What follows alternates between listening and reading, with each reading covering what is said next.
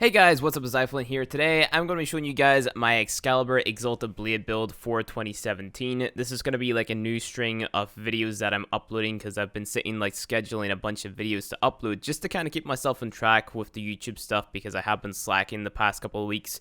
So basically what I'm going to be doing is I'm going to be uploading a bunch of build videos with like 2017 or 2018 in the title, depending whenever I upload them, just so whenever you're searching for the build videos on YouTube, then you know which is my most up-to-date build video for, like, let's say in this case Excalibur. So basically all we're going to be doing is taking a look at Exalted Blade, talking about the mods that we have on our Excalibur, then talking about the mods that we have on our melee weapon as well, and then, just showing you guys how it kind of, acts whenever you're using it versus like level 150 heavy gunners or whatever. So that's basically it. So let's just go ahead, jump in, take a look at the Excalibur build first. And this build is basically just based around getting 100% status chance because of this chromatic blade augment that we have on. If you don't know what this does, it basically turns your Exalted Blade into an elemental weapon, and the element damage type that you deal will be based off of the color that you have equipped on your energy color, right? So on your Excalibur. So what you want to be doing is you want to be throwing on a decent amount of power strength, at least 180%, so you get 100% status chance from this chromatic blade augment right here. So you have power drift, intensify, and transient fortitude all working in conjunction with one another to basically get us up to that 180% and above point. So keep in mind you are going to deal more damage the more power strength you have with Exalted Blade, so it just makes sense to have as much power strength on as possible.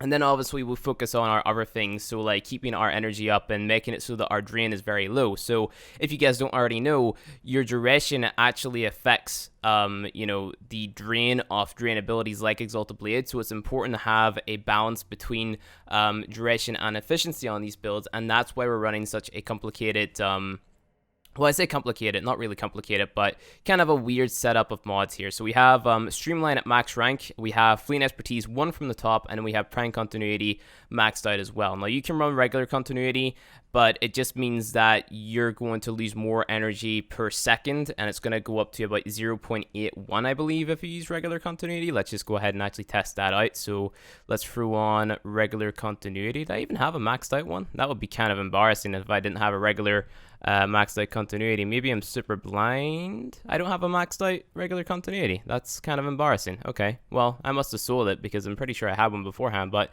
I believe it does go up to 0.81 drain per second if you're using the regular version of continuity, which it isn't a big difference, but it's off like 0.20. Okay, so our drain at the minute is sitting at 0.63 energy per second, or 0.65, but it would be 0.63 if we were running our maxed out Fleeing Expertise here. So if you see we throw on the maxed out Fleeing Expertise, we're going to go down to 0.63, right? So we're at that 0.63, but the trade-off for that is like a couple seconds of duration on the stun on your radial blind, or the blind on your Exalted Blade, right? So having that extra 10% duration from keeping your Fleeing Expertise 1 from the top makes a big difference, at least in my opinion, because like 0.02 less drain per second isn't going to be that big of a difference compared to that 10% duration on your radial blind and stuff like that. So you want to make sure that you're having more duration on your other abilities as well, because they're pretty important, at least in my opinion, and you'll see why whenever we jump in and start using this build properly. So you might be like, okay, Flynn, well, this is a pretty straightforward build. The more power strength we have, the better. The more duration, the more efficiency, the better. The more the more vitality. That's the point that I was going to get onto next. But obviously, the more health you have, the better as well. So you throw on vitality so you don't die, and the more energy you have with prime flow, the better as well. And that is basically the build summed up. Like, there's nothing else to it. It's very straightforward, very simple. Nothing too complicated about it. And then we obviously have Energy Siphon on here, which I'm going to throw on Corrosive Projection instead, because that's going to give us more damage versus those armored units. You can, if you really want to, throw on Steel Charge here, but I don't know, for endgame content, whenever you're going against enemies which have armor, having that Corrosive Projection mod on over your Steel Charge is gonna make a bigger difference, because like you're completely eliminating a big resistance to damage that enemies have if they do have armor. So it makes more sense to have corrosive projection on over steel charge, if that makes any sense. So, you know, that's a thing. So that's basically that for the Excalibur build. But now the next big important thing is the melee build, right? Because how Exalted Blade works, it works as if it's its own weapon, but it takes from the mods on your, you know, your melee weapon that you have equipped, right? So this is the build that we run. And we run this build specifically because we do have 100% status chance. Okay, so I'm going to go ahead and break it down for you a little bit. We have Prime Pressure Point on here for our damage, of course. We have Prime Fever Strike and Shocking Touch for more damage. This is a flat damage increase, and obviously you get a percentage damage increase versus certain enemies, such as the Heavy Gunners, because we're running Corrosive. We have Organ Shatter on here for crits, and this might not make any sense to you now, but I believe off the top of my head, Exalted Blade has a crit chance of about 15%. So that means like 1 in every 4 attacks, maybe 1 in every 4, 1 in every 5 attacks is going to be a crit. So it makes sense to have Organ Shatter on paired with Berserker, because you're going to be attacking very fast anyway because of the Berserker procs whenever you do eventually get them, right? And also the enemies are going to be stunned and stuff like that. So it'll all kind of fall into place whenever I show you guys it. We have Life Strike on here so we can keep our health up, and then Virulent Scourge to kind of double up on your corrosive damage. You can throw on like another fire mod here if you really wanted to. Like, I forget the actual name of it. Voltaic Strike. If you want to throw that there on, that's totally fine as well. But I feel like doubling up in corrosive is probably a better option here because, you know, you're going to be dealing more damage to those heavier units, which makes more sense. And then finally, we have Condition Overload. And we're using this because we have got our 100% status chance from our Chromatic Blade. So it makes sense to be running Condition Overload because we're going to be proccing status effects, which is going to give us another multiplicative increase to our damage. So there's a few things in here which is going to give us multiplicative increases to our damage, such as our crits. And we have our Organ Shatter here, which increases obviously the multiplier that we have on our Exalted Blade.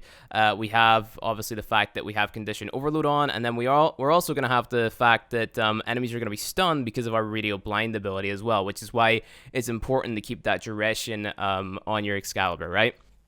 So we're just going to go ahead and jump in and kill a single Heavy Gunner. We're not going to do the 20 to begin with because, I mean, I just want to show you guys how fast we can take down one.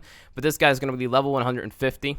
We're just going to basically shred him down in no time, okay? Now, there's a few things that I'm going to point out here whenever it comes to using Exalted Blade. So what you're going to notice is whenever we jump in and we blind him, okay, all the damage numbers that we hit are yellow.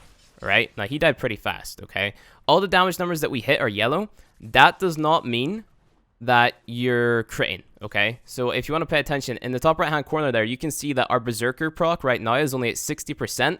Whenever you have all your Berserker charges active, that'll be at 75%. So that's just like further proof that those weren't crits, because I get a lot of comments sometimes whenever I'm showing the Exalted Blade build saying, Flynn, how are you critting so much? I thought this wasn't like 100% crit chance build or whatever.